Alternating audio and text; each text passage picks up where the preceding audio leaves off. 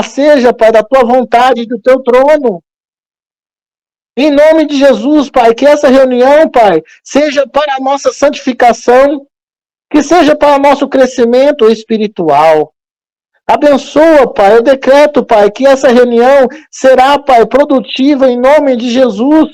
Que todos que estão aqui, Pai, cresça espiritualmente na intimidade, no crescimento, Pai, em nome de Jesus, que todos aqui, Pai, cheguem na estatura perfeita de Cristo. Em nome de Jesus, que esse dia seja um dia marcante, um dia que nós, Pai, chegamos mais perto de Ti. Que quando a gente chega perto de Ti, Pai, nós ficamos mais forte, mais resiliente, mais limpo, mais santificado, mais purificado. Que esse dia seja um dia que a gente suba mais um degrau.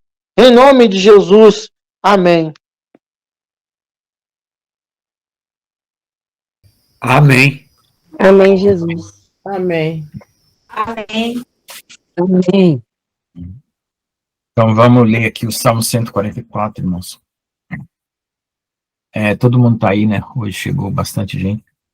O computador, ele estava sem som, aí ele estava pedindo atualização, eu atualizei e agora está aí. Tá? Então já está gravando, eu não vou pôr o louvor, porque senão vai pegar royalty aí, e eu não quero pagar royalty. Vamos começar então, Salmo 144. Bendito seja o Senhor, minha rocha, que ensina as minhas mãos para a peleja, e meus dedos para a guerra, benignidade minha e fortaleza minha. Alto retiro meu e meu libertador és tu, escudo meu em quem confio, em quem me sujeita o meu povo. O Senhor, quem é o homem para que eu o conheças, e o filho do homem para que eu estimes? O homem é semelhante à vaidade, os seus dias são como a sombra do que passa. Abaixa, Senhor, os teus céus e desce, toca os montes e fumegarão. Vibra os teus raios e dissipa-os, envia as tuas flechas e desbarata-os. Estende as tuas mãos desde o alto, livra-me e arrebata-me das muitas águas e das mãos dos filhos estranhos, cuja boca fala vaidade e a sua mão direita é destra de falsidade. Desculpa. A ti, ó Deus, cantarei um cântico novo, com saltério instrumento de 10 cordas te cantarei louvores. A ti que dás a salvação aos reis, que livras a Davi teu servo da espada maligna.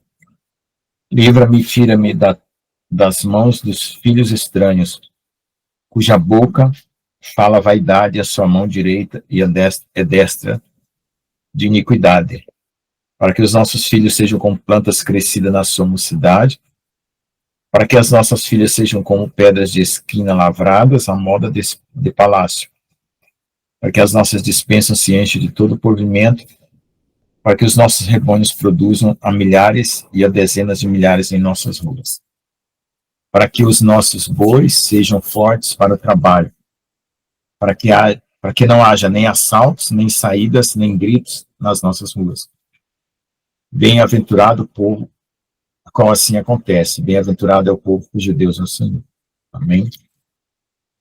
Então, irmãos, eu estava meditando hoje sobre...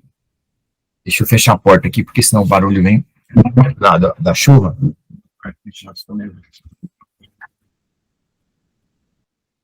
A questão a nossa consciência ser pura, e é que assim, a gente não consegue pegar o ponto de início onde tudo começa. Mas a gente sabe que espíritos, quem é programador de computador mais ou menos entende o que eu vou falar com mais facilidade, porque um computador, ele roda o programa que você coloca dentro dele, aí o computador ele toma a forma do programa. Se é um programa de música, o computador vira uma vitrola, vamos dizer assim. Se é um programa de cálculo, vira uma calculadora. Se é um programa de filme, vira um cinema. Então, os espíritos, eles são como programas de computador, mas que o computador nosso é a nossa carne, né? E conforme são os espíritos que às vezes nos atingem, eles tentam mudar a nossa maneira de pensar. Eles tentam fazer nós pensar já como se fosse um programa pronto. E essa noite eu tive um ataque espiritual, eu não entendo exatamente o que aconteceu. Eu peço até oração, porque quando entra um espírito em mim, ou quando sai um espírito em mim, eu sinto uma estática elétrica e preenchendo a minha carne e uma espécie de calor. Então, quando eu estava buscando santificação, eu vi que na minha carne estava impregnado de coisas que precisavam ser eliminadas. Não chegava a ser o nível da consciência e do coração, mas estava na carne. E na carne, aquilo tenta governar você para algum comportamento em que você favoreça a sua carne. E eu não sei a que situação eu estava frágil, exposto. Eu recebi, parece que houve uma conversa na minha mentalidade, na minha mente. Eu vou tirar o louvor aqui, porque eu não vou pôr, porque também, senão vai ficar gravando, né? E houve um consentimento, né? E eu fiquei muito preocupado com isso, porque eu tenho passado muita luta, né? Porque contra a minha carne, por causa do quê? Porque de alguma forma a gente vai consentindo com algumas coisas por prazer, por ser fraco, por ser, como é que fala? Consciencioso, né? Consentir. E aquilo deveria ser rejeitado. Por quê? Porque quando a gente está subvertido, a gente não consegue distinguir e a gente não tem a força da liberdade para rejeitar coisas que não agradam a Deus. A gente não consegue, assim, ter um nível de consciência e falar assim, não, eu sei que você não é um espírito de Deus, uma coisa vinda de Deus para me ajudar, você é um espírito que tem uma intenção carnal de pecado, e, portanto, eu não desejo você e não quero você, e eu rejeito. Então, tem hora, e o engraçado é que a gente acha que, por exemplo, no meu caso, acontece só comigo. Não, acontece com todos nós, só que a gente não toma consciência. A gente não toma consciência, mas acontece. Quando o nosso estado de ânimo muda, né, ou na carne, ou na mente, ou no espírito, é porque alguma influência espiritual está vindo. Tudo que a gente recebe vem do mundo espiritual. O mundo material é só um envelope, né? O mundo material é só um envelope. E na ciência humana, a pessoa entende assim, não, isso é uma dor de cabeça. Por quê? Ah, porque eu estou mal, porque eu não dormi direito, ou porque eu comi uma feijoada. Mas a cadeia de ação das coisas, ela é espiritual. Por que você foi induzido a comer daquela forma? Que algum espírito motivou você ao teu desejo, à tua vontade, e você comeu e deu uma dor de cabeça. Então, existe um encadeamento que a gente não percebe a origem. Aquele momento que você pegou e fez a opção. De repente, você está já com a coisa consumada. E como eu já passei por isso outras vezes, né?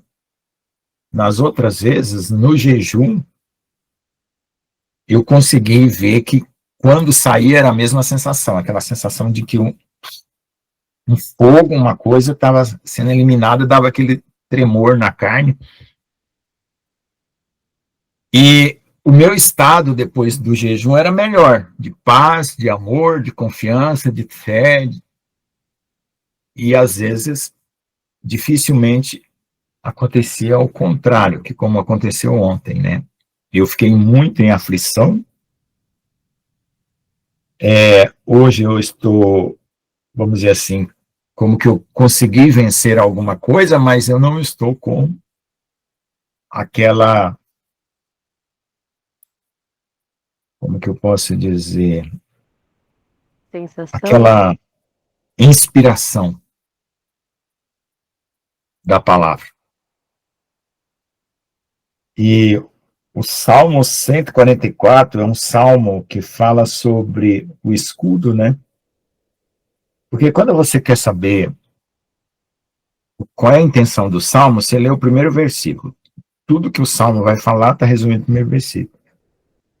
Então, o Salmo 144 diz assim: Bendito o Senhor, minha rocha, que ensina as mãos para a peleja e meus dedos para a guerra.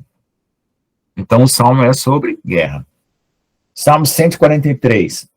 O Senhor ouve a minha oração e inclina os ouvidos às minhas súplicas. Escuta-me segundo a verdade, segundo a justiça. Salmo 143 é sobre clamor de justiça. Salmo 141, e assim todos os salmos. O Senhor a ti clama, escuta-me, tem os seus ouvidos à minha voz quando eu clamar. Salmo sobre clamor. Salmos 12, só para vocês terem uma ideia. Salva-nos, Senhor, porque faltam os homens bons, porque são poucos os fiéis em Deus dos homens. Então é um salmo sobre salvação e fidelidade. Salmo 15. Senhor, quem habitará no teu tabernáculo, quem morará no seu santo monte? É um salmo sobre habitação, pureza, e assim vai. E é engraçado que a gente pensa que Davi pecou só uma vez, né? Porque ele só pecou com Betseba, né? Mas se você for acompanhar todos os salmos de Davi, em vários salmos ele fala que ele pecou. E para ele fazer vários salmos em várias ocasiões da vida dele, ele não pecou só com Betseba, ele cometeu outros pecados. Porque ele diz assim: eu conheço o meu pecado, e a minha iniquidade está diante de mim. Ó Senhor, tem misericórdia. Mas o engraçado, irmãos, assim, que é difícil você aceitar isso, porque parece que você está dizendo assim, não, pecado é uma coisa que tem que existir, faz parte da vida. Aí você abre um consentimento. Mas parece que, de alguma forma, Deus conta com a sua queda para poder fazer alguma coisa. O fim da sua jornada não está naquela queda. É o que dá para entender. Porque se o fim da jornada estivesse na queda, Davi tinha caído e não levantava mais. E a gente julga sempre as coisas pela infalibilidade, né? Nós queremos ser infalíveis. E eu confesso para vocês que eu não consigo isso de jeito nenhum. É complicado. Eu não sei se falta uma atitude, eu não sei se falta algum tipo de esforço de jejum. Eu não sei. Pela quantidade de oração que eu faço e pelo tempo que eu fico em oração, eu oro 24 horas por dia. Eu estou trabalhando, estou orando, estou no computador, estou orando, estou dando aula, estou orando, eu estou conversando com uma pessoa, eu estou orando, eu estou indo no banheiro, estou tomando banho, eu estou orando, estou fazendo minha necessidade, eu estou orando, eu estou andando no campo, eu estou orando. Então, vamos dizer assim, é porque você não ora. Não consegue explicar isso nada. Essa explicação não é válida. Talvez pelo que eu não jejue suficiente. Porque eu acho que eu jejuei pouco. Agora, eu tenho muita dificuldade de resolver questões na minha vida. Por exemplo, questões que são contraditórias, ou questões espirituais, que aparentemente tem uma polêmica ao redor, algumas afetam mais a gente no nível pessoal e outras não. Às vezes, por exemplo, escatologia. Se você for ver escatologia, tem várias correntes escatológicas. Só que a escatologia sem a comprovação dos fatos reais no dia a dia não serve de nada, é só teoria. A escatologia altera a sua vida? Não tanto. Mas se você está se preparando para a volta de Jesus, e hoje você está dentro dessa temática, fazendo aquilo que você precisa para poder vencer os desafios que está sendo proposto, aí sim faz diferença. Agora, se for só um debate de opiniões, não faz diferença nenhuma não, porque cada um vai dizer uma coisa de uma forma diferente. Então, como eu estou acostumado muito com esse negócio de polêmica, discussão, opinião, eu vivo o dia inteiro dentro de um contexto assim, como é que eu seleciono as coisas? Eu acho que ajuda se você entender como eu seleciono, porque é uma maneira prática e útil. Aquilo que me anima, me dá força, me prepara, ou me direciona para que eu saiba exatamente como fazer, eu recebo. Aquilo que me deixa aflito, confuso, angustiado, porque não é questão de você pegar e dizer assim, não se preocupa não, Jesus não está voltando não. Você está falando uma frase de efeito. Você tem uma opinião e simplesmente você quer que todo mundo tenha a mesma opinião porque você é uma pessoa que tem um poder de convencimento. Você não está preocupado se realmente Jesus está voltando ou não, ou se a outra pessoa está entendendo o que você está falando ou não, você simplesmente quer eliminar um assunto. Então, a gente tem que perceber que hoje na internet tem muita opinião que ela desgasta a pessoa. E o objetivo que eu sempre tive é de não pegar opiniões que desgastam. Porque, por exemplo, tem algumas pessoas que elas têm muita responsabilidade com o que elas falam. E elas procuram fazer um vídeo, um canal, uma live, um debate, alguma coisa, para trazer algo que realmente dá um alerta.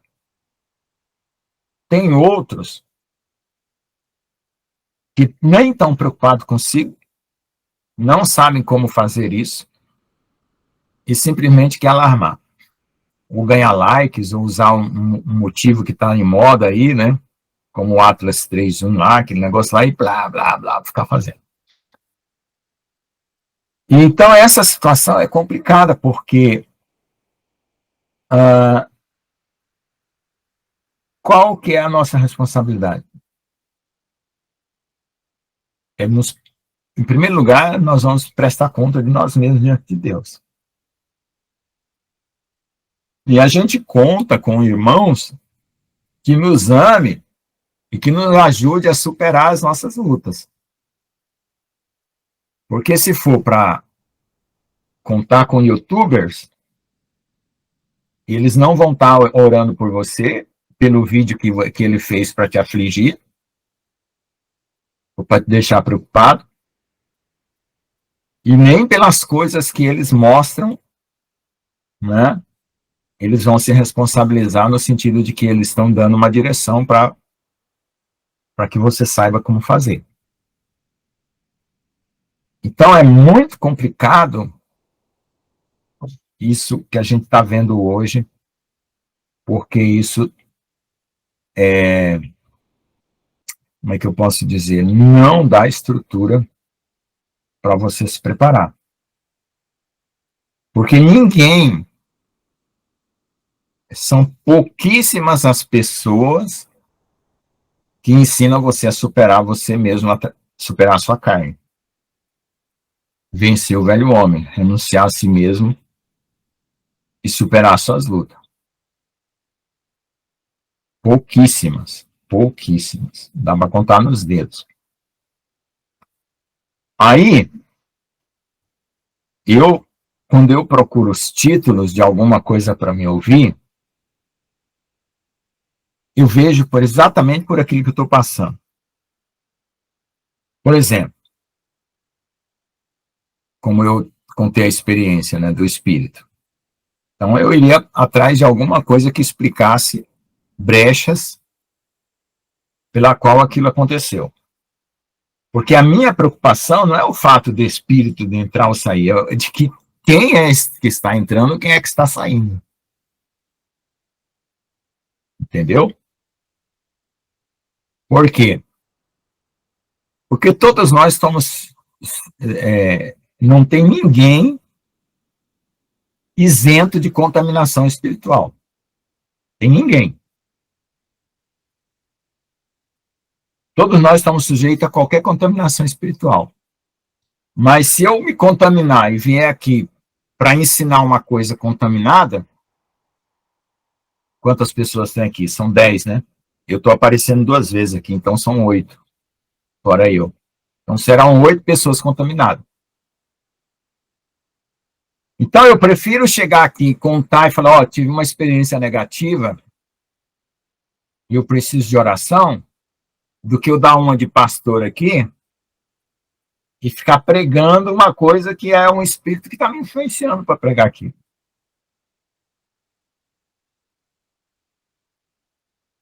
Então, como que eu digo, nesse momento eu estou nu, estou pelado diante de vocês. Porque eu tenho responsabilidade comigo e com as almas dos outros, porque eu não quero causar nenhum dano para ninguém, porque eu assimilei alguma ideia e trouxe porque eu estou influenciado. Porque hoje, quantas pessoas na igreja têm o dom de discernir mesmo? Discernir mesmo. Não é discernir uma vez ou outra, não.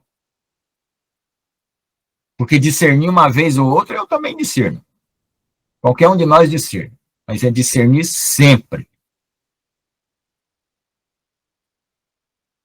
Quantos de nós tem um grau de pureza de consciência suficiente para perceber algo errado em si mesmo ou nos outros e poder ajudar? E além disso, não é só perceber, é saber como ajudar. Porque eu, por exemplo, eu vou pegar a minha família como exemplo, porque pode bater em mim e na minha família que não tem problema. Se eu pegar outros, aí alguém vai se ofender. Eu percebo um monte de influência espiritual na minha família. Monte. Não é uma ou outra, não. É um monte. Então, eu ponho a mão na cabeça, assim, nos cabelos, e fico repuxando, porque eu sei que tipo de espírito está lá, que tipo de influência está vindo e para onde eles vão levar. Aí, o que tem que fazer? Eu tenho que clamar. Tanto para eles não me atingir, como para eles não cair naquela maluquice que eles estão acreditando. Entendeu? E a coisa está muito séria, gente. Está muito séria. Mas quando a coisa está muito séria, a questão não é você ficar desesperado, é você entender e aprender a construir os muros. O que eu preciso saber do mal? É onde ele está para eu fugir. Se ele está no norte, eu fujo para o sul. Se ele está no leste, eu fujo para o oeste. É só isso. Então, eu gosto muito de montar a minha fronteira. O que é montar a minha fronteira? Todo lugar que eu chego, eu pergunto o que eu posso fazer, o que eu não posso fazer, o que eu nunca devo fazer, o que eu sempre devo fazer. Né? Pra vocês terem uma ideia, quando eu viajei para a Europa, aqui no Brasil você pode beber água da torneira porque as águas são puras, né? São Carlos, água bem tratada, Ponta Grossa, água bem tratada. A moça que me aconselhou lá falou assim, nunca beba água da torneira na Europa. Então, uma coisa que eu nunca poderia fazer. Ah, eu tô com sede e tal, não sei o quê. Você tem uma ideia, o suco de maçã era mais barato que a garrafinha d'água. O suco de maçã era 5 euros a garrafinha, a garrafa d'água era 7 euros. E eu morrendo de sede, nas viagens que eu fiz, a Espanha, Bélgica, eu bebia suco de maçã. Então, o que quer dizer isso? Fazendo isso como uma parábola. Dependendo da situação, você tem que mudar o seu comportamento. Adotar outras medidas para você não cair na contaminação. No caso, lá era do corpo, né? Eu tenho médico aqui no Brasil, lá eu não tinha nada. Eu tinha passagem para ir, para voltar, e o dinheiro para comprar comida e me hospedar. Se eu ficasse doente. Então, hoje, são poucas as pessoas que te dão realmente instruções, porque avisar do perigo, qualquer um avisa, até uma sirene faz pá!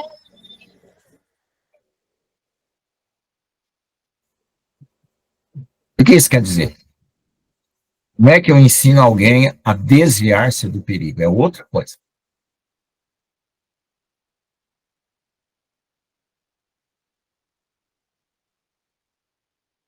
Então, instrução é uma coisa super, super necessária.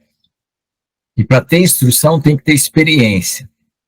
Para ter instrução tem que ter caído às vezes nas valas, para poder dizer para o outro, ó, essa vala é funda, essa vala é rasa, essa vala é perigosa lá.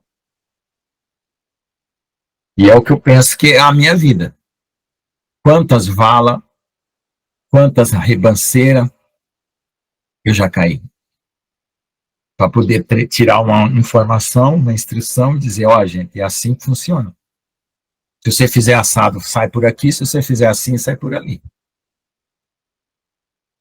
Porque pegar a Bíblia e ficar falando assim, é fácil.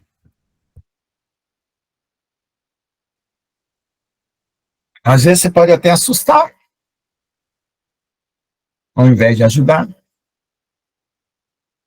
Tem coisa que você não consegue avisar. Você tem que orar. Como é que eu falo para minha família determinadas coisas, se aquelas primeiras que ainda eram no começo, eles não ouviram? Então só tem que orar. Deus tenha misericórdia e, no último grau, dê um escape. Né? Porque eu creio, né, e às vezes a gente é levado a duvidar disso, muitas vezes, que Deus colocou a salvação pela fé, aquele que creu nele, para que ele dê a última palavra sobre toda e qualquer vida. Porque se fosse pelas obras, um ou outro ia falhar numa hora que não podia falhar. Haja visto o caso do marido da Erin. E Deus teve que cortar para poder não perder a alma dele. Só que essa realidade que ela é, vamos dizer assim, incalculável, imprevisível, é só Deus que pode nos dar instrução e sabedoria, porque até então as pessoas tinham tudo como seguro. Veja os católicos. Eles acham que a igreja é suficiente, que não vão ter perigo nenhum para superar, que o diabo está preso. Então a escatologia deles é muito boa, mas é falsa. Por quê? Porque não conta a realidade e a segurança que eles têm é uma ilusão. Os judeus, a escatologia dos judeus, que os judeus vão ser os vencedores em tudo e qualquer batalha, e judeu não vai para o inferno. Pergunta se um judeu vai para o inferno. Eles acham que quem vai para o inferno é o gentil. É uma escatologia boa, mas não é verdadeira. Então, a realidade para mim, ela é preciosa, porque ela me ensina como realmente adquirir instrução e escapar do engano.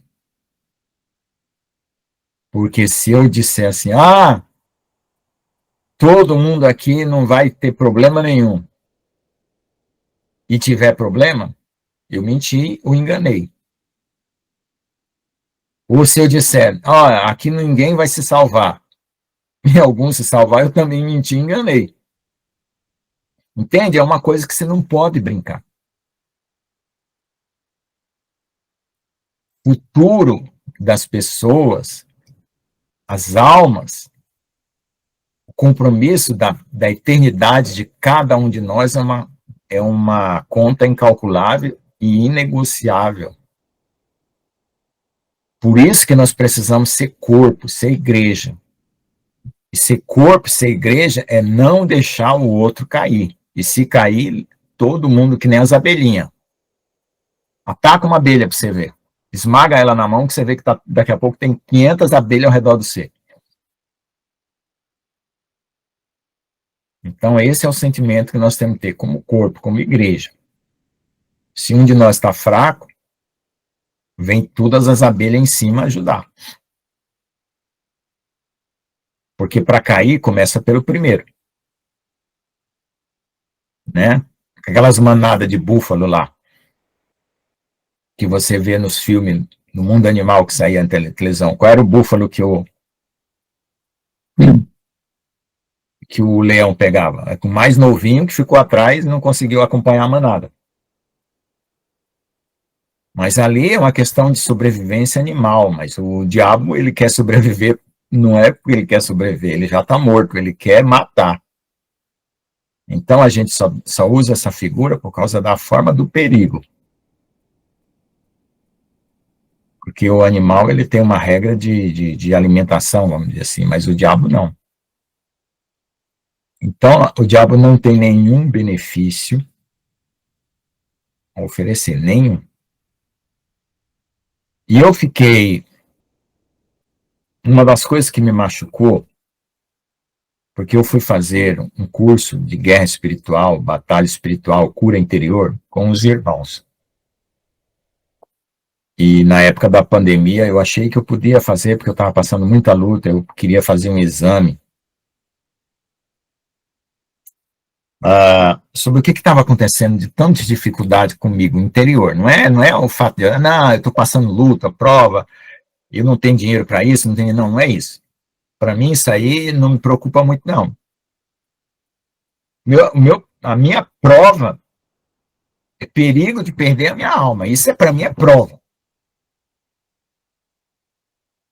Se eu ficar 100 dias com fome, não tiver um tostão para comprar um prato de comida, eu morrer no 100º dia e tá salvo? Ué, não perdi nada, só perdi o corpo, depois vai ser recuperado. Se eu tiver uma doença, eu morrer seco, eu salvei minha alma, não perdi nada, depois o corpo vai ser recuperado. Não tem a palavra que diz que adianta o homem ganhar o mundo inteiro e perder a sua alma? Então, para mim, luta espiritual é luta que o diabo quer te destruir. A alma. Os outros, para mim, é aflição em tempo limitado. Porque eu passei fome várias vezes, várias semanas, vários meses. Tem dia que eu tinha que comer, tem dia que eu não tinha que comer. Passei enfermidade, que meus dentes não tinham nenhum dos dentes, aqui eu tive que botar os dentes. não tinha roupa para vestir, até para trabalhar eu ia com umas roupas velhas, mas acabou. Teve uma época que eu tinha o quê? Nada na carteira. O máximo dinheiro que eu tinha era 20 centavos, 50 centavos.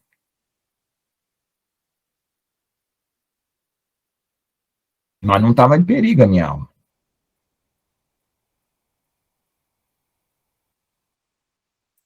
Teve época que eu não tinha nada para comer. Nada. A geladeira era... parecia um hospital, toda branca. Só as paredes. Às vezes uma garrafa ou outra d'água que tinha lá. Mas minha alma não estava em perigo. Então, a gente tem que prestar atenção nessas lutas, porque são as reais lutas que a gente tem.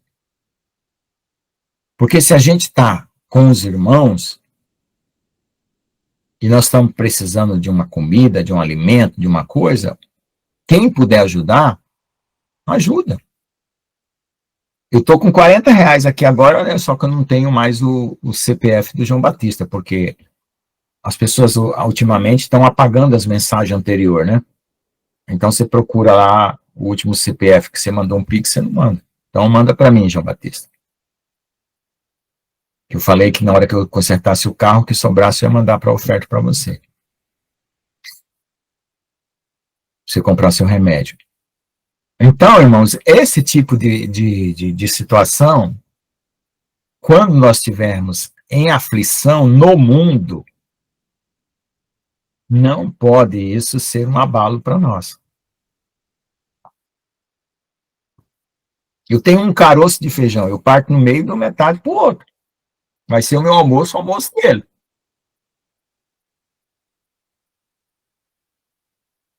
Lá em Israel não teve um tempo que o povo disse assim, agora se nós morrer, nós morreremos, se nós viver, nós viveremos.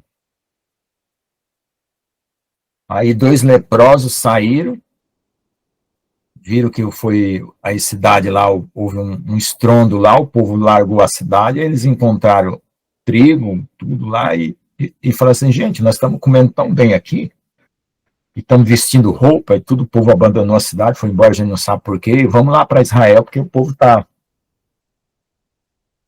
todo mundo passando fome lá, vamos lá avisar que aqui, ó, no arraial aqui desse povo está tendo comida demais. Acho que era Samaria, né? Na época do profeta Eliseu. Aí teve um caboclo que não acreditou, né? E foi pisado pelo povo. Então, se nós passarmos esse tipo de luta, ou de um lado ou do outro, a necessidade vai ser suprida. Até do arraial dos inimigos que vai fugir e não vai encontrar alimento. Mas o verdadeiro perigo é a nossa alma. E o incrível, gente, que há tanto julgamento dentro da igreja sobre a salvação do outro, sobre a condição do outro, que ao invés de levantar, você derruba. Ao invés de dar força para o outro falar assim, não, irmão, eu creio e vou sair dessa, você acaba deixando ele mais em depressão. Como eu já falei uma vez aqui, teve uma época, antes de conhecer essa igreja, que eu perdi a minha salvação todo dia. Por que eu falo essa frase? Porque eu acreditava que estava salvo, outro dia alguém falava uma palavra para mim de condenação que era terrível. E era profeta. Estava falando em nome de Deus.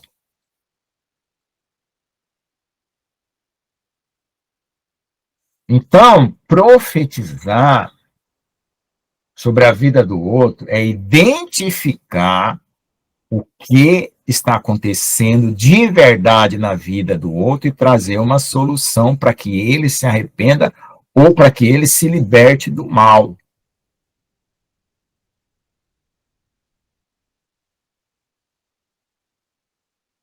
Porque para profetizar para quem já está condenado, é só aviso.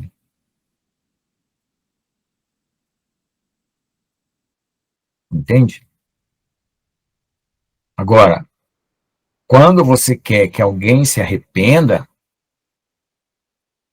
você traz o pecado à tona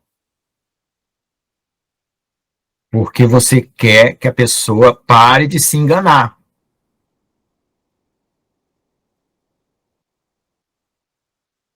O cara está traindo a mulher e está dizendo para todo mundo que ele não está traindo, mas ele está. Aí o profeta vai lá e diz: ó, irmão, você está traindo sua mulher, se arrependa. Quer dizer, você está trazendo à luz aquilo que ele está escondendo como um engano, porque a chance dele dizer assim, tá, é verdade, profeta, Deus está falando na sua boca, e eu estou enganando você, estou enganando a igreja, estou enganando minha mulher, e eu quero sair dessa.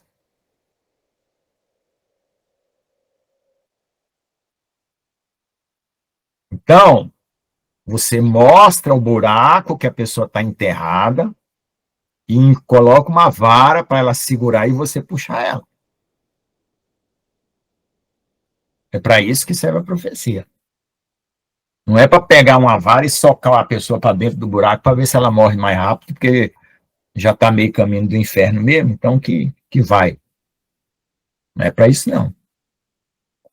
Todas as profecias que a gente vê na palavra, Isaías, Joel, Malaquias, Jeremias, é para trazer arrependimento, mudança de consciência de coração, não é para enfiar ninguém no inferno. E eu não sei por que as pregações em algumas pessoas mudam.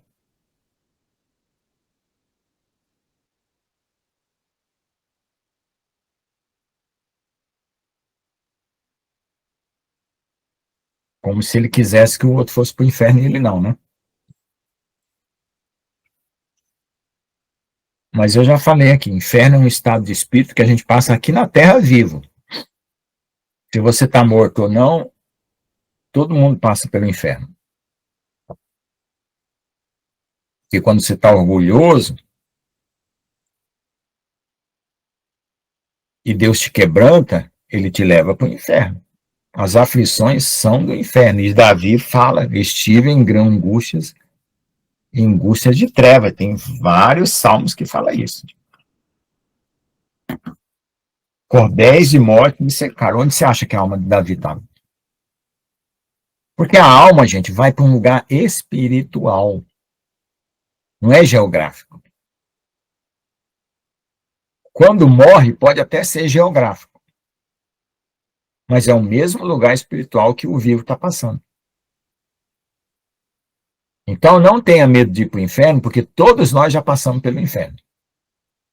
Todos. Ou uma noite, ou uma madrugada, ou num dia que pecou, ou num dia que Deus que foi quebrar o orgulho, humilhou ele, a angústia veio. Era o inferno, irmão. Você estava cercado de demônio. E Deus estava te provando. Para você largar o pecado, largar o orgulho, largar qualquer coisa. E o céu também. O céu é um lugar geográfico? É, pode ser. Mas todos nós também já tivemos no céu. Um dia que você teve paz, que parecia que você estava cercado de anjos, você estava cercado de anjos. Então, a gente faz essas coisas virar uma sentença na cabeça dos outros, porque é muito fácil jogar a pimenta para os outros arder, mas botar nos próprios olhos, ninguém quer. E o peso que você pesa você tem que ser igual ao peso que você pesa aos outros. A medida que você põe sobre você tem que ser igual à medida que você põe sobre os outros, senão você é injusto. E a leveza que você põe em você tem que ser a mesma leveza que você põe sobre os outros, senão você é injusto. E tudo que a gente fala, a gente primeiro aplica na gente mesmo, para poder saber se é verdade.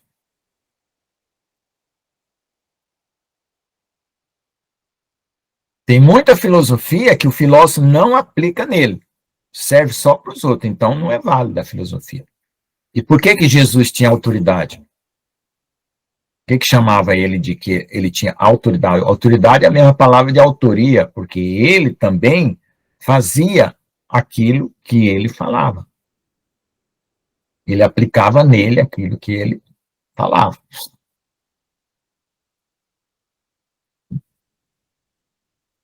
E tem um filósofo, psicólogo cristão, Carl Jung, que ele dizia que o brilho de uma alma só vem quando ela entra em grande escuridão.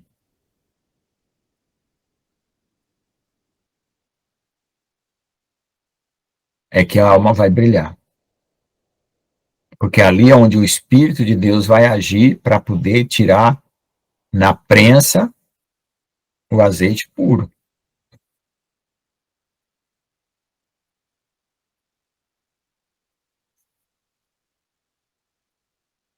Então, eu tenho uma maneira de pensar que eu já reivindico a minha salvação por ter sido criado por Deus. Se eu fui criado por Deus, então fui criado para ser de Deus. Agora, se eu fosse um nefilim, eu podia reivindicar? Criado por Satanás? Porque Satanás também criou seres parecendo humanos. Dizem que eles não têm nem alma. Eu não sei quem são esses, mas está por aí.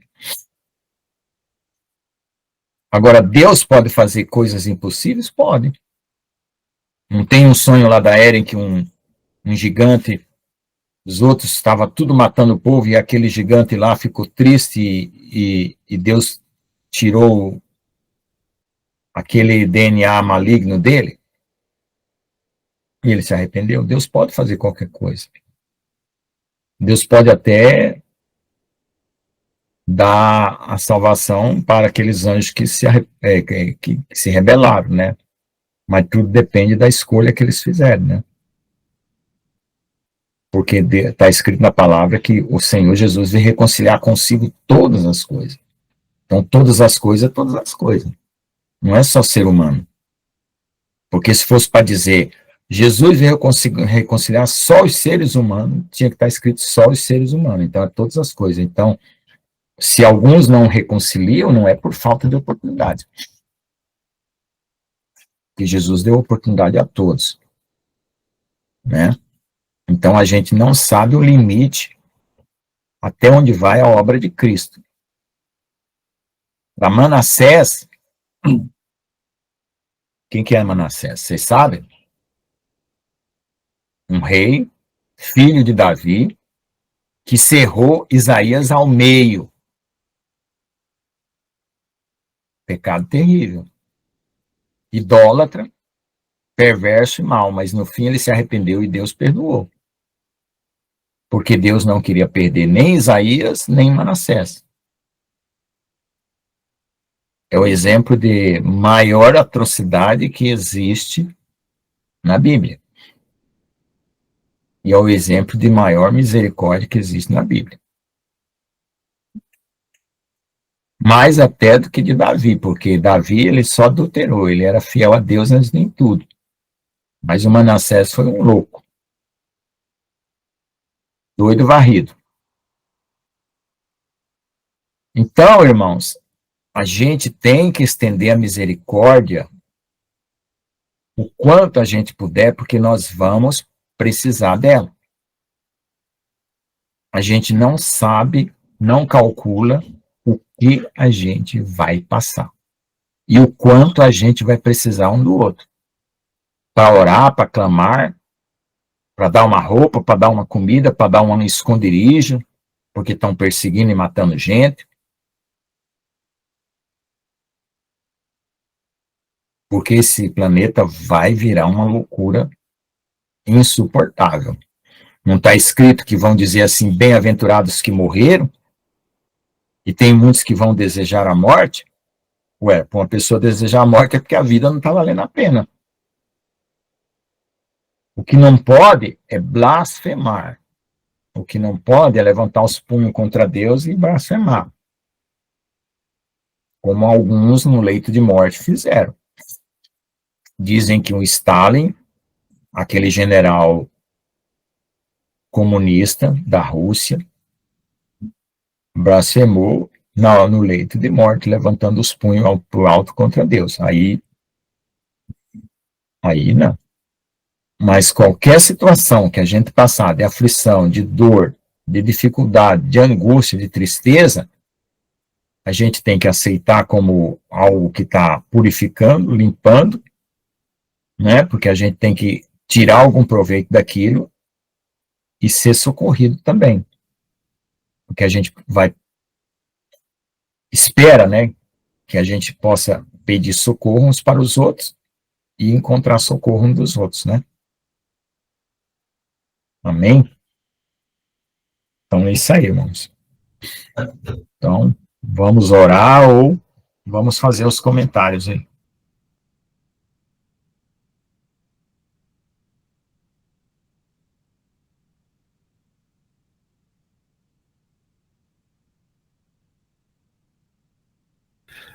Amém, amém. O Batista ficou em segundo, ó, ganhei. Amém, não, maravilhoso, né? O assunto que o pastor Lucas trouxe, maravilhoso, né? Glória a Deus. O que eu acho mais interessante em Davi é que ele fala com a alma dele, ele mesmo fala com a alma dele. Como é que é? Ele fala, ó minha alma, né? Por que te afliges dentro de mim? Né? Ele quer convencer a alma dele, né? Ó Senhor, né? Porque, ó minha alma, por que te afliges dentro de mim? Como é que ele fala daí? Confia em Deus, espere em Deus, né? Ele convencendo a alma dele, é interessante isso, né? Essa questão, sabe? Agora, o pastor Lucas falou do inferno, né? Assim, ó, no meu entendimento, né? Eu vejo que o Hades, que é o mundo dos mortos, ou o Sheol, né? No hebraico, Hades no grego quer dizer mundo dos mortos, né? Que às vezes é traduzido como inferno, né? Mas é o mundo dos mortos. Tem o inferno de fogo, né? Que é a Geena, né? Que é um lugar onde daí tem o fogo, né? Um fogo que queima. Mas esse fogo, eu vejo que ele não é literal. O fogo, ele simboliza a aflição, né? Então, eu creio que o Sheol ou o Hades, o mundo dos mortos, ali não é condição de condenação eterna, né? Como o pastor Lucas falou, eu creio que ali não é condenação eterna, né? Mas é um estado de aflição, e a pessoa vai, né? Por isso que muita gente diz assim, o inferno é dividido nos pecados, o Sheol, o Hades, né? É dividido pelos pecados de cada um. Você pecou desse jeito, você vai para um lugar. Eu acredito, porque assim, você vai para onde você está magnetizado, né? Você está magnetizado com o pecado, você é atraído para ali. Mas eu acredito que não seja uma condição eterna de castigo ou de punição, né? Eu vejo mais o lago de fogo, sim, né? Aí sim, realmente está escrito que é uma separação eterna, como está lá em Tessalonicenses, né? Eterna separação, banidos da face do Senhor e da glória do seu poder. Então isso é um assunto muito interessante, porque o próprio Senhor Jesus Cristo, ele diz, né? Que a pessoa vai para lá até pagar o último centavo. Então Jesus Cristo, ele diz que é temporário, porque a pessoa vai para lá até pagar o último centavo, ou até pagar toda a dívida que ela tem, né? É muito interessante isso, né, gente? E às vezes a igreja, como o pastor Lucas diz, a igreja às vezes vem com certas coisas para colocar medo nas pessoas, porque parece que a igreja quer controlar as pessoas, então bota medo. Se cuidado que você está indo para o inferno, você perde a tua salvação. Entende? É um papo assim. E é a questão da intimidade de cada um, isso aí não tem, ninguém tem nada a ver com a tua intimidade com Deus. Ninguém pode dizer quando você está salvo, quando não está. Porque a Bíblia, né, gente, pastor Lucas, a Bíblia, ela dá espaço para intimidade. A Bíblia dá. Se você ler a Escritura, estudar, existe a parte da intimidade, que é só entre você e Deus. A Bíblia entra nisso aí. Entende? Então, é como as pessoas não podem, um profeta, colocar medo, dizer que você perdeu a salvação. Isso aí não existe, na verdade, isso aí não existe. Isso aí é a tua. Existe uma parte da teologia que é a tua intimidade com Deus. Isso aí ninguém tem nada a ver. Né? Tem coisas que é entre você e Deus. Você tratou com o teu pai. Né? E as outras pessoas não têm que interferir nisso. Né? E eu vejo que as pessoas gostam de colocar medo, que é para controlar, para a pessoa não sair da igreja. Olha, não saia dessa igreja, você está perdido, está no inferno.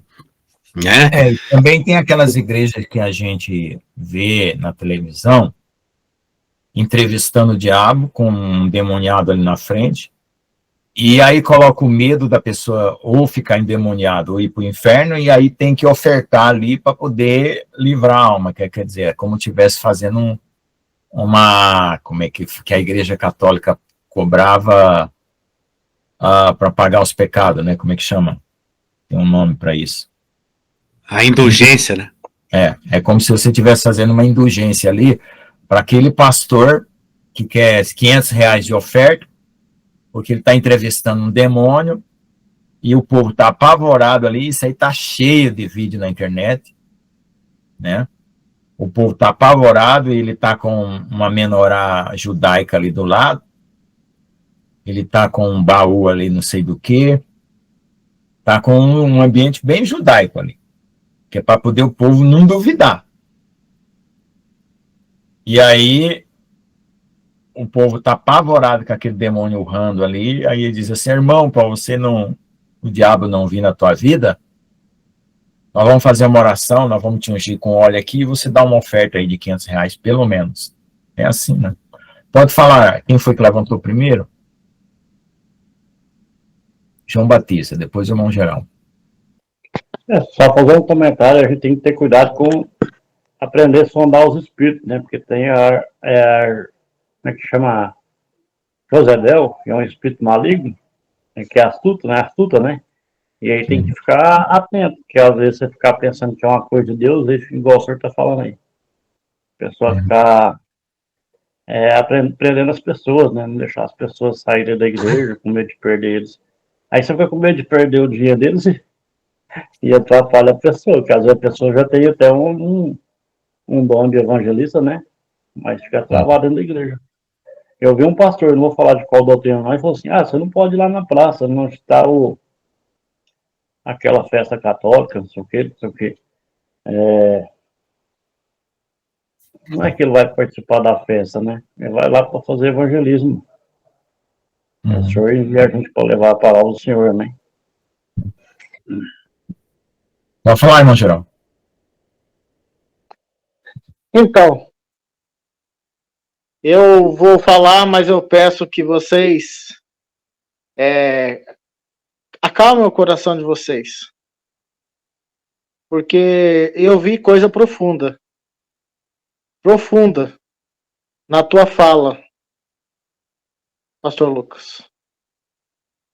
Você foi pro racional, você falou que realmente você cria muros para proteger, porque você quer segurança.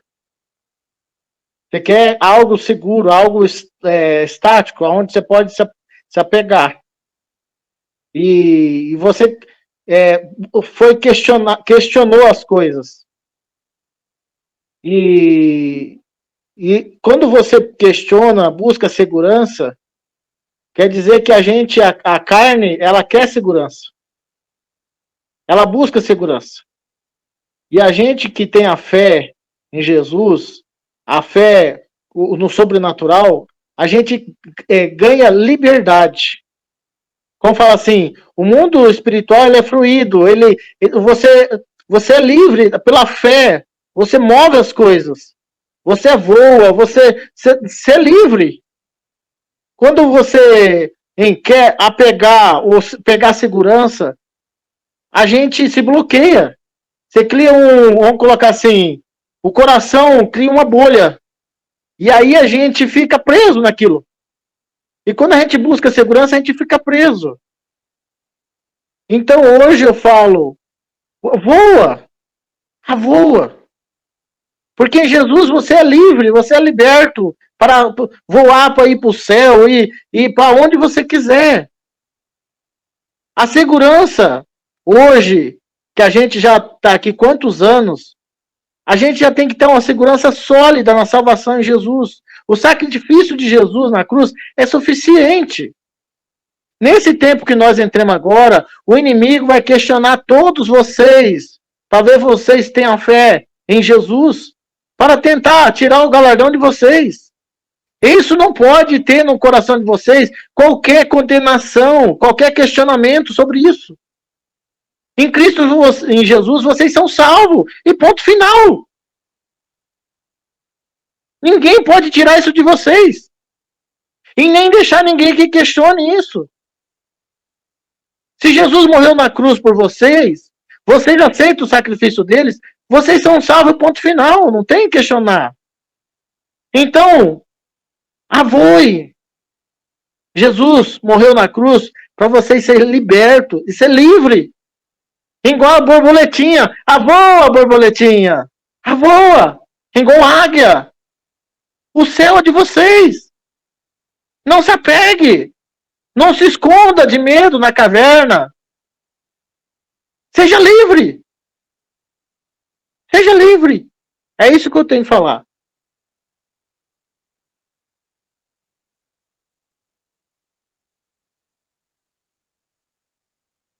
Eu acho que para algumas pessoas as palavras elas podem realmente ter um resultado. Mas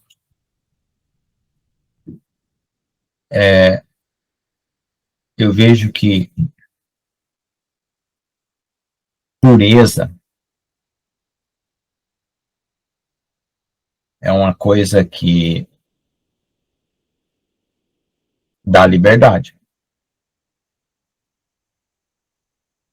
Mas quando você sente que você tem coisas que ainda não estão purificadas, fica difícil você querer levantar voo.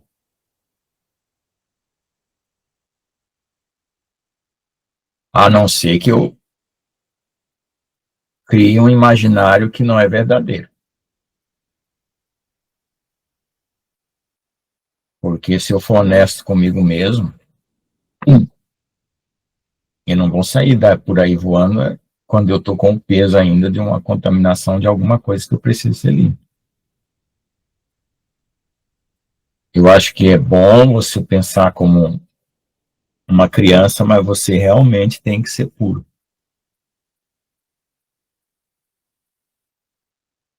Porque as coisas têm que vir à tona, não pode ficar escondida. Mas vem à tona não porque o outro vai descer a vara e te matar, porque na hora que ele descobrir que você pecou, ele vai te expulsar da igreja porque ele é o santarrão. Não. Se fosse para expulsar da igreja quem peca, aí não tinha ninguém. As coisas têm que vir à tona para que haja purificação, libertação, renovação. Porque aqui, de alguma forma, Deus está fazendo um treinamento. Como é que nós vamos resolver os casos difíceis que tem no mundo? Se nós sair por aí para pregar o evangelho, a gente vai pegar cada pepino de caroço, como diz, né?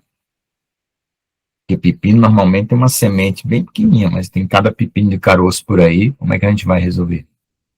Então, o que nós estamos passando aqui conosco mesmo, que é uma pedra ralando sobre outra pedra, para poder a gente saber ter sabedoria de oferecer para alguém, para as pessoas que têm os seus problemas espirituais uma coisa segura mesmo, uma coisa que ela fala assim, não, isso aí não é enganação não, porque enganação eu já tô cheio, já tentaram resolver meus problemas com enganação e não deu nada certo, tudo voltou. Porque tudo que não resolve, volta. Mais cedo ou mais tarde. É que nem uma roda. Vai, passa um tempo, volta. Vai, passa um tempo, volta. E aquilo que você se libertou de verdade não volta mais.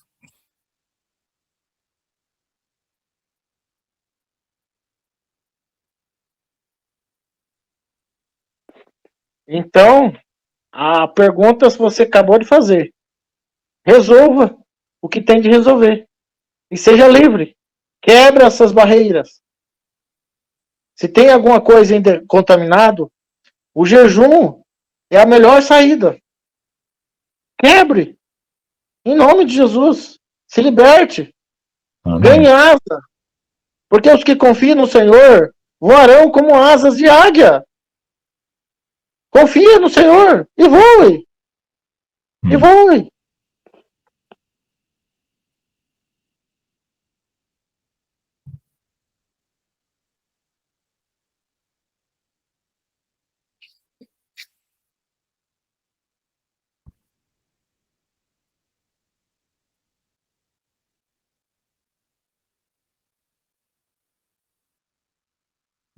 Tá bom, vamos. Alguém que mais quer comentar? Obrigado, irmão Geraldo. Deus abençoe. Vou orar para nós agradecer e encerrar a gravação.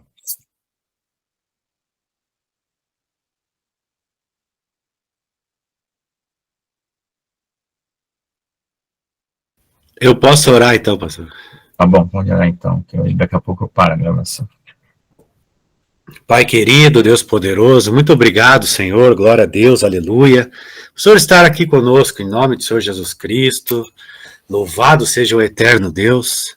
Muito obrigado, Pai, né, por termos esse privilégio de termos intimidade contigo, com o grande Deus Todo-Poderoso, em nome de Jesus.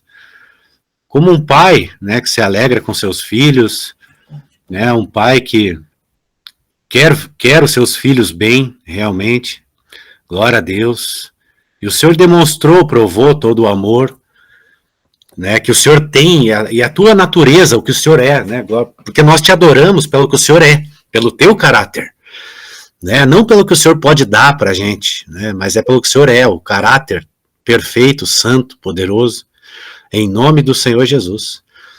E agradecemos, né, ao nosso grande Senhor Jesus Cristo, nosso mestre também, glória a Deus, aleluia. E foi pregada, né, esta palavra da salvação, a palavra da intimidade. Realmente, a graça nos trouxe intimidade profunda, né, onde nós temos uma profundidade com o nosso Deus Pai, Todo-Poderoso, né, algo que só eu e meu pai sabemos, né, de repente nem a Nilva não sabe, coisas que eu tenho com o meu pai, glória a Deus, né, louvado seja o eterno Deus, e nós fomos chamados como pregadores, como mestres, para pregar a palavra, para que as pessoas tenham fé, e elas sejam salvas, né, com essa palavra do evangelho, palavra da salvação, mas não é eu que salvo, nem nenhum profeta salva, né? Nem pode tirar a salvação de ninguém. Glória a Deus, aleluia. Né? Um profeta, ele pode dar uma direção para que a pessoa aumente a sua profundidade. O mestre ensina para que a pessoa aumente a sua profundidade. Né? Mostra um caminho, mostra, glória a Deus, né? Como um guia, que quando você vai num lugar que você nunca foi, não conhece, tem um guia que te vai te levar para todos os lugares turísticos, né? E ele vai te levar aos lugares bonitos, turísticos, e você vai apreciar e gostar da viagem. Oh, glória a Deus, né? Mas, glória a Deus, Pai querido. Então a gente rega, a gente semeia, né? Regamos e semeamos. mas quem dá o crescimento é o Senhor, né? Oh, glória a Deus, aleluia. Ou seja, é a pessoa e Deus, a intimidade, né? Aí é uma coisa que é entre as duas pessoas, você e Deus, né? Mas nós, como ministros da palavra, mostramos o caminho, como guias mesmo, como Jesus Cristo diz, né? Ser um guia, para que a pessoa sozinha tome as suas decisões, sabe? Tenha a sua responsabilidade individual com o Pai, glória a Deus. E isso é a liberdade, que o irmão Geraldo falou, esta é a liberdade. Isto é liberdade, né? É quando a gente entende a liberdade individual que cada um tem com Deus. O que ele mesmo estabeleceu no seu próprio coração. Isto é a liberdade que está na Bíblia, está na Escritura, né? Está mesmo. A questão da liberdade, que é a intimidade. Glória a Deus, aleluia. E o próprio Senhor Jesus Cristo diz, né? Não, Paulo diz isso. Paulo diz que ele fala sobre a salvação, né? Que não digas no teu coração quem vai para o inferno, quem vai para o céu, quem está salvo. Não julgues no teu coração quem será salvo ou quem está perdido, né? É forte isso, né? Glória a Deus, aleluia. Então não é da nossa alçada, né? Dizer quem vai para o inferno, quem vai para o Hades ou quem vai para a glória. Porque isto não é da nossa autoridade, né? Glória a Deus. Por isso que o Senhor diz, não julgue, né? Não julgue. Glória a Deus. Mas amar. Devemos amar, nunca julgar. Então, muito menos dizer que alguém está indo para o inferno. Meu Deus. Quer dizer, ele já deu a sentença. Ele não só julgou, como ele deu a sentença. Quer dizer, ele foi mais longe ainda, ele foi pior ainda, né? Além de julgar, ele já deu a sentença. Então é uma coisa muito perigosa, né? Por isso que o Senhor Jesus diz, eu não vim julgar, eu vim salvar. Então nós devemos, queridos, perdoar e amar de verdade. Amar o pecador, não como o pastor Lucas colocou muito bem. É um erro muito grande você colocar mais peso na pessoa, sendo que você deveria amá-la, suportar o fardo dela, né? Suportar o fardo dela, não condená-la. Ele está fazendo o contrário. Além, nós sabemos muito bem quem é o acusador, né? Quem é o acusador? Então nós não somos ministros do pecado, ministros do acusador, para sentenciar ou julgar. Mas somos ministros de Jesus, que mandou não julgar e perdoar, né? Amar, ajudar a pessoa, né? Carregá-la no colo, suportar o seu fardo. Glória a Deus, em amor. Louvado seja Deus. Então a gente vê aí realmente o grande erro, Pai, que muitas pessoas e igrejas, individualmente ou instituições, estão cometendo diante do Pai, Senhor. Glória a Deus, esta é a minha oração, em nome do Pai, do Filho e do Espírito Santo de Deus. Amém, amém, amém. Amém, Amém. glória a Deus. Eu vou parar aqui a gravação, mas vocês podem continuar, eu vou ficar pelo celular.